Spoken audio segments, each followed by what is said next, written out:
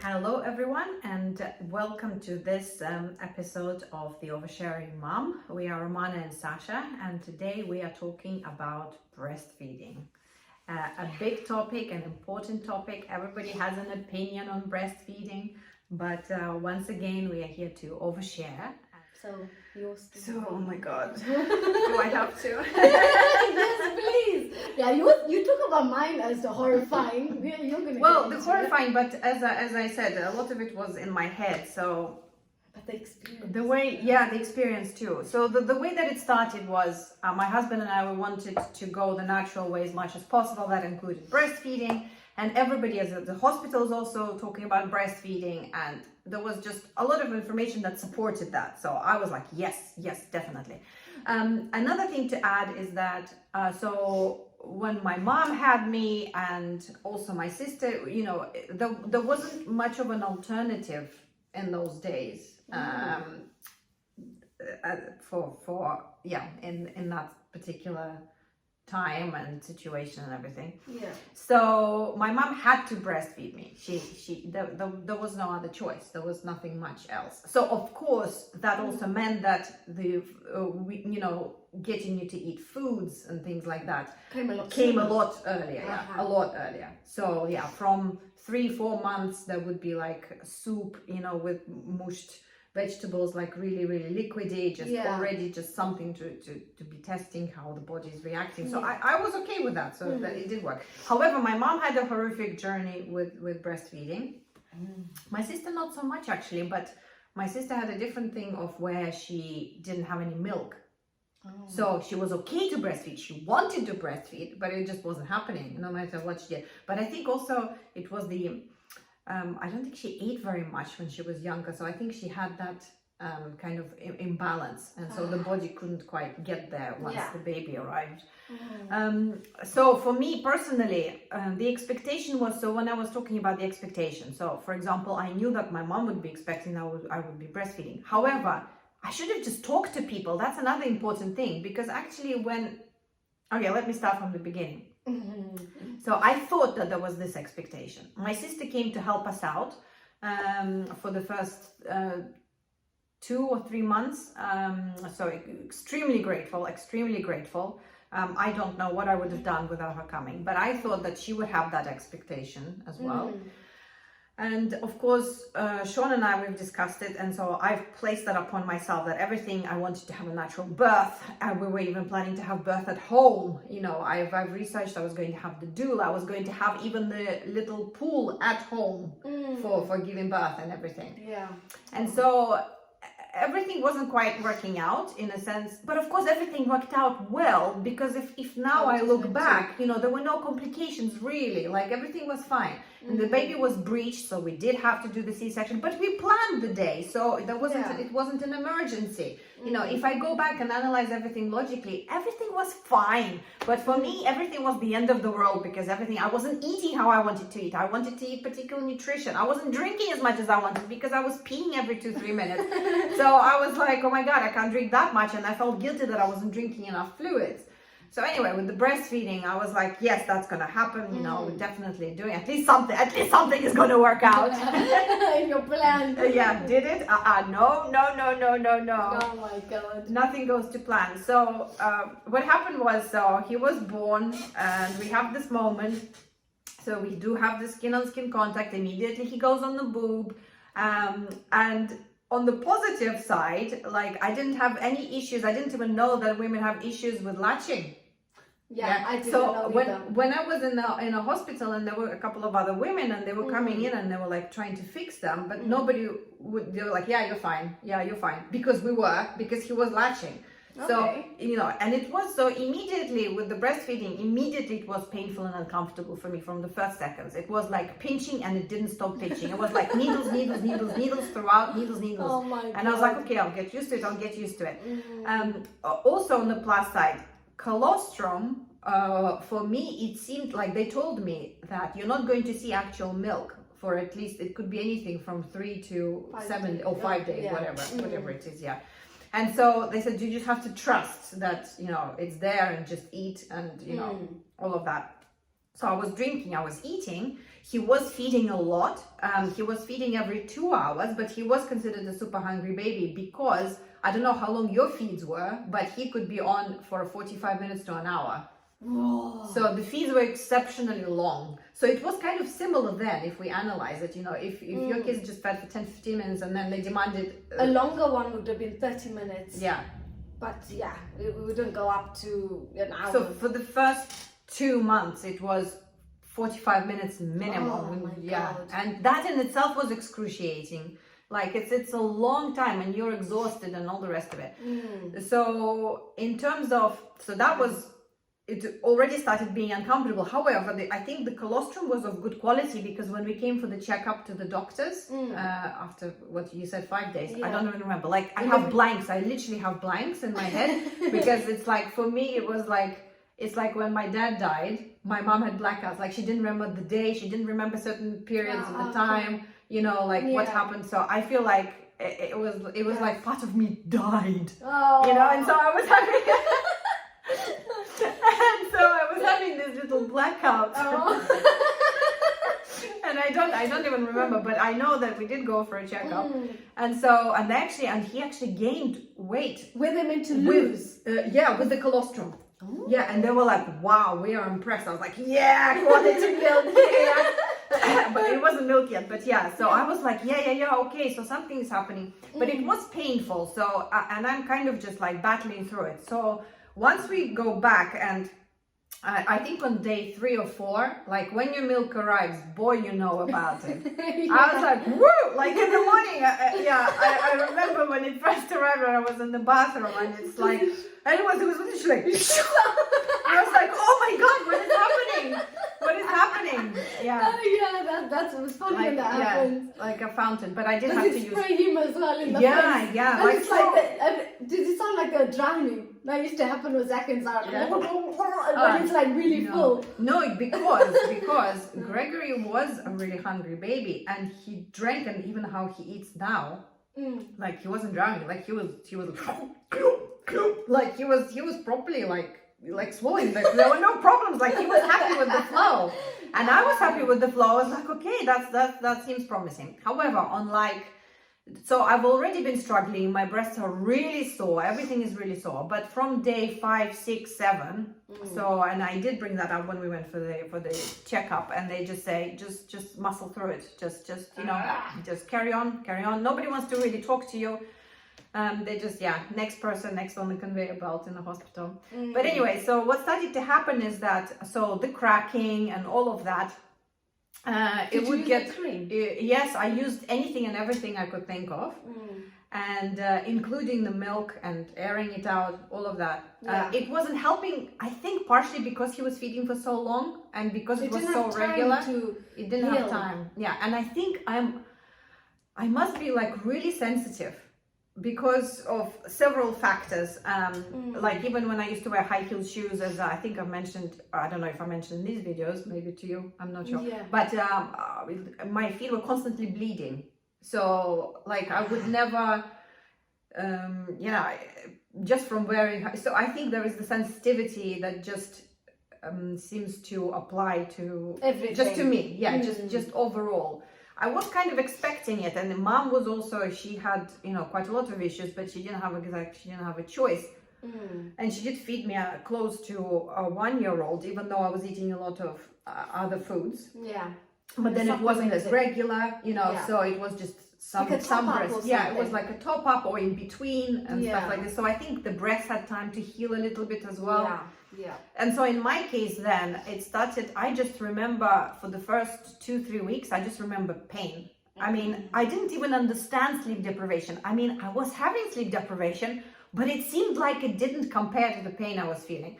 So first the C-section, and then the breastfeeding, it just, everything seemed so excruciatingly painful. The thing is, when we were talking about paracetamol and all of that, the opposite of what I wanted to tell you what happened with me was, so my husband has this thing also against anything that's medication or anything that's drug related, and I think he made the link that, you know, paracetamol is like drugs, and he is not like, if people develop addictions and things, even to painkillers and stuff like that, so it's all kind of like in the drug family. So he was really concerned about these sorts of things. And because I was so, well, I was at my weakest point and I couldn't support myself.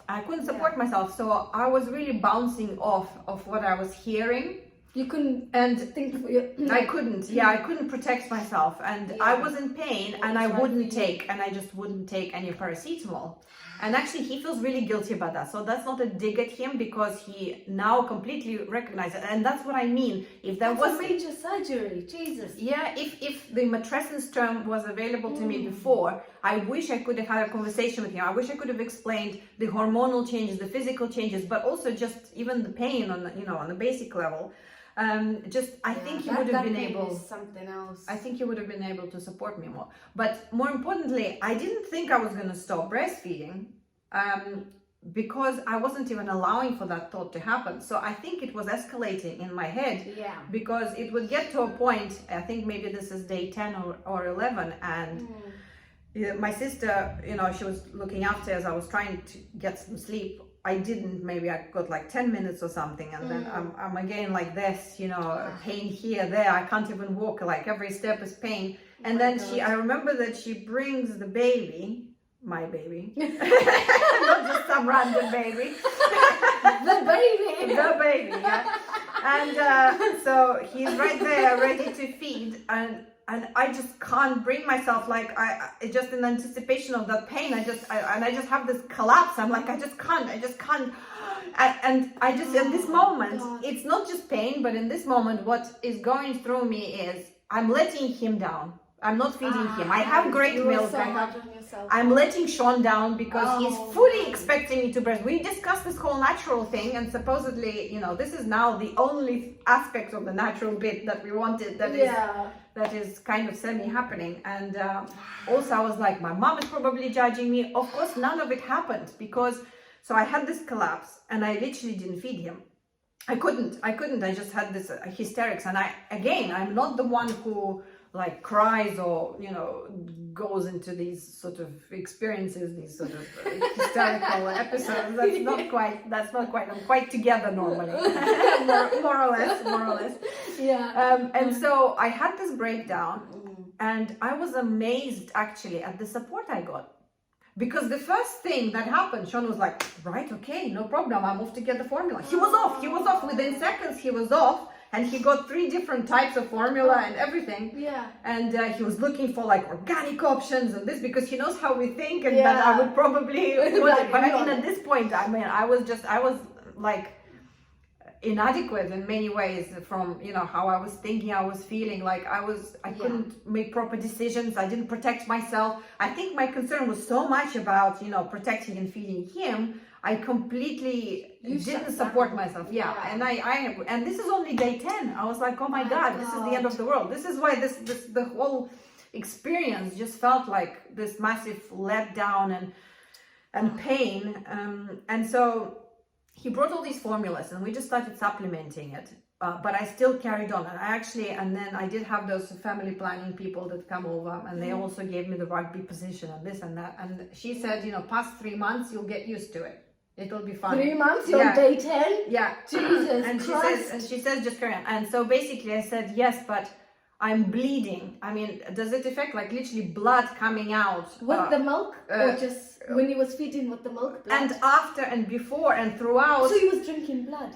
Yeah, and she says it's okay, but as he would be drinking it, I think the breast like adjusts. I'm not sure, because he's sucking the milk out. So the blood I don't think the blood is from the inside. The blood is like a wound of the nipple. Outside. It's like of the actual nipple. So it's the skin and everything. So when he did drink, it wasn't like a ton of blood, you know, because it would be just a little bit. But generally, it would be cracking, it would be bleeding. And I couldn't even touch them. It was painful for me to even wear a bra, let alone for a baby to feed on. Like, I couldn't, like, even just to have any kind of covering was really, really painful. So anyway, and even at this point, I'm still not giving up breastfeeding because I'm like, I still have to persevere, But you're so hard on yourself. Yeah, I do that.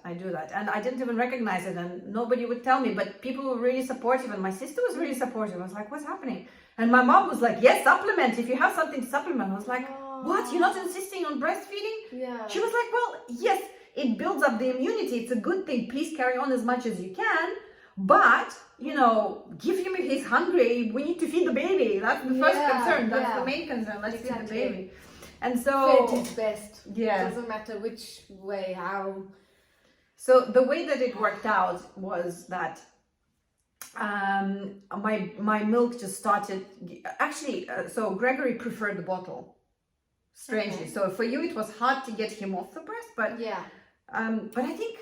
I'm not sure. Yeah. Maybe it was an uncomfortable experience for you and for Gregory. So maybe he could sense you being in so much pain and discomfort that he then preferred it. He was sucking, or maybe I don't know. There's something about the mother and the child being linked. Did you send me an article about how the mom feeds or? Yes. You know that's it's true. linked. It's true.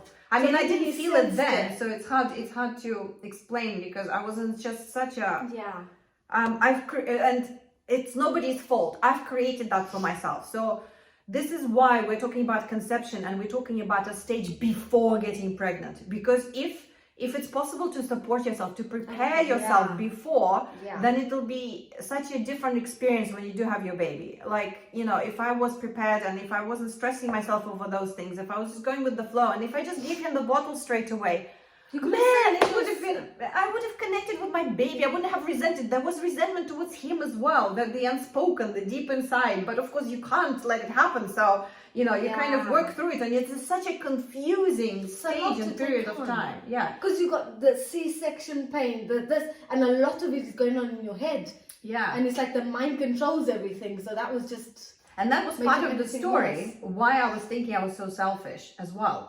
Because I was like, I can't even provide the milk I want for myself. Like, I was like, I'm so selfish that I'm not even feeding him because I'm protecting myself because I'm in so much pain. But you weren't protecting either. But it was a collapse. I literally couldn't do it. Like, I wasn't doing it in like, oh, I'm not going to feed you. Like, I literally had a breakdown where I was shaking because I couldn't, like, I would just bring him close and I would be like, oh my God, I can't. Like, it was something that I just couldn't bring yourself move past. Like it wasn't even intentional. Like intentionally I was bringing the baby down, like with my mind, with all my might. I was like, I'm gonna feed you, but everything else with me, I was like, no, I can't. It's just pain. It's just horrible. And then so that's part of the selfish experience that I just thought, oh my God, I'm supposed to look after this baby. I'm supposed to do everything for him, and I'm failing him at every level. Because I also felt like even with the C-section, you know, just having the drugs because we want to do it naturally, I'm letting him down because he got a shot of that, you know, and also he wasn't born when he wanted to be born. I really wanted for him to do the knocking and to say, I'm ready and I want to come out. So we pulled him out when we set the date. So it's like the buildup of all this guilt. So when I was saying I was selfish, I'm actually now recognizing that I was actually very caring in many ways. And I just put that on me and put all of those things on myself. And so with the breastfeeding, it worked out that my milk just started finishing and just started getting less and less because Gregory was preferring the bottle. And I think even when he was taking the breast, I think it just became more of an entertainment and more of a comfort for him. So it was like feeding. Rather than feeding. And he was like, he just literally, he would see the bottle and he would push the breast, and he had his preference. Very good. And so it kind of naturally worked out that way. And I was really grateful to my body to have stopped the milk. Because in mastitis or but if if the milk didn't stop, I would have been still pushing myself and carrying on. So I'm really grateful to my own body, to my own mind, or however it all works, that it stopped it. It just literally just went less, and then there was literally just nothing. Your body was looking after you because you couldn't. Somehow. So your body, so it was like a body and mind. There wasn't that connection. So the mind was like putting you in this really horrible I don't know, you had like all this pressure and I stuff. think it's and the then ego. body. So the ego was ruling and was directing. This should be like this, like this, like this. You should feed your baby. You shouldn't take any medication. You should be eating this particular way. It was black and white for you. Yeah. And that's what made it that much worse. It was really strict. I've created such a rigid framework for myself of how I wanted to be pregnant, how I wanted to, give birth, how I wanted to then feed the baby, that it put on all these restrictions, just started to kill me a little bit. It's like the frame started growing thorns and like just digging into me. You had the chokey. You got watch Matilda. You had the chokey. The chokey is like when she puts the kids when they've been naughty, and it's got like thorns and knives through the door, and then she shuts the door on the kid, and then she chucks like bowling balls at it and stuff, like she's really trying to hurt the kid, but like a scaremongering type thing. So you're saying about the thorns, it's kind of like the chokey. Well, interesting, yeah. So I've created that framework. So now when I do say it was a horror experience, please, whoever is watching it, don't think that it is. It really doesn't have to be. And I just wish I had a different experience. That's why we started this channel, because I think not enough information is out. Like, there is information more on the horror stories than on the actual support and the actual steps that can be taken and that can actually support this sort of journey. And the irony of my situation is that nobody put that pressure on me except for me. And when things unraveled, it turned out everybody was perfectly okay to, just to give the bottle. And even if they weren't okay, it doesn't matter. You just give the bottle and you support yourself. Like, it doesn't really matter. Yeah. You just have to understand, where you stand, but also give yourself that flexibility, give yourself the understanding that things may not quite work out as we imagine. I think like now, when we talk, we like overshare, we talk about a lot, but in that time when you were pregnant, and because if think of it, before you were even pregnant, how we used to talk and stuff, and then when you got pregnant and you had Gregory, you shut down, you shut off from the world completely. That's so true. We didn't even have, because if we had these conversations, and I just said how my pregnancy was going, what my outlook on breastfeeding would have been when the baby came, it might have like had a switch in your head of just like talking about it rather than just being in this really enclosed thorny chokey all by yourself, because it probably felt all alone, like you were dealing with it. Definitely. So I don't know what made you shut off.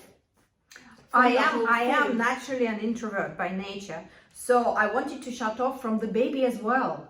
Like, I didn't want to see anyone. Like, I didn't want anyone. I just wanted to be left alone to my pain and just and to sleep as well.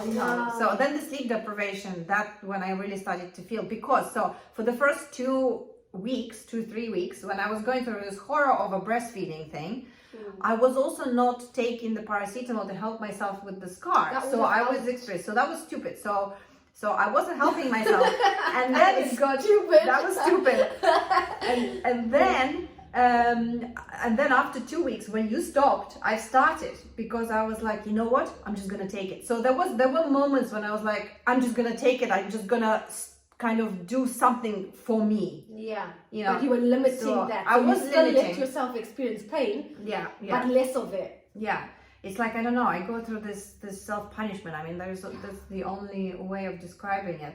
But I wonder, I feel like everything mimics in life. And I feel like any first experience that I tend to create for myself, I tend to go big and dramatic with everything, whether it's, good or bad. Yeah. So every first experience for me seems to be really big, not just with a baby, but just like with anything. Yeah. So if I choose to do something, it's like it's like a full-on something or other. Well, I mean, if you look at our channel and you see the resources and stuff we come up with and the ideas, like literally when she says she's full-on, it's like she's giving you the goods. We're giving you the goods. Well, we are learning as well, and we're understanding, and it's like wow. It's like I'm making this channel for me. It's like, Sasha, please watch this. If it was 6 months before birth, boy, would I have loved it, because, just learning about matrescence, I will not shut up about matrescence. Honestly, I don't know why it had such an impact on me. But I think the conversations are only around like how to support yourself at pregnancy, what to expect at child, when you're actually giving birth, and then it kind of stops. And I think that's the problem, because you can support yourself better throughout pregnancy with more information, and birth is only like this much of a story compared to that much of a story.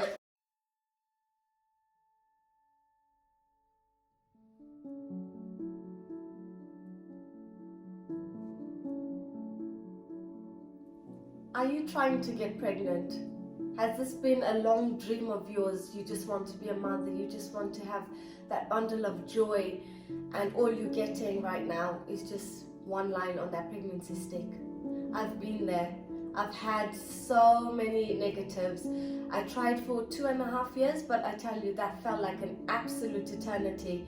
All I wanted was to be a mom. Like, growing up, I look after children, and I just had this maternal instinct. I just wanted kids. Like that was just a thing, and it's something that didn't happen for me for a very long time.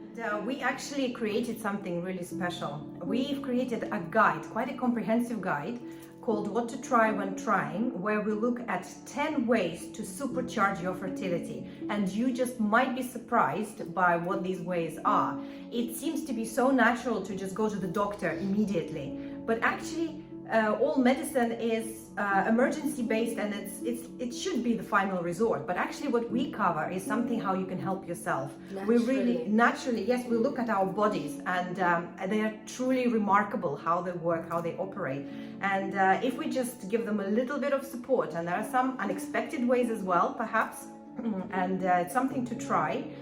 And it's really, really effective. It's really unbelievable. Once you start supporting yourself on every level, and that's what we look at in the guide, supporting yourself on the physical level, supporting yourself on an emotional level, on a mental level, social level. And so we cover all of that. It is, first of all, it's really interesting on an intellectual level, but actually if you start implementing all of those things, even if you just try one, you will see results. It is really, really remarkable. Yes, and we also cover things that might be hindering you, on your conception journey. So, yeah, in our day-to-day lives, there could be things that you won't even think of, or that you won't even know that affect you. So we highlight these just so that you're aware, and you can start implementing small changes for that big result at the end of it, which is your 2 lines on that pregnancy stick. So if that sounds interesting, then click the button below and get your guide. Highly recommended. Definitely.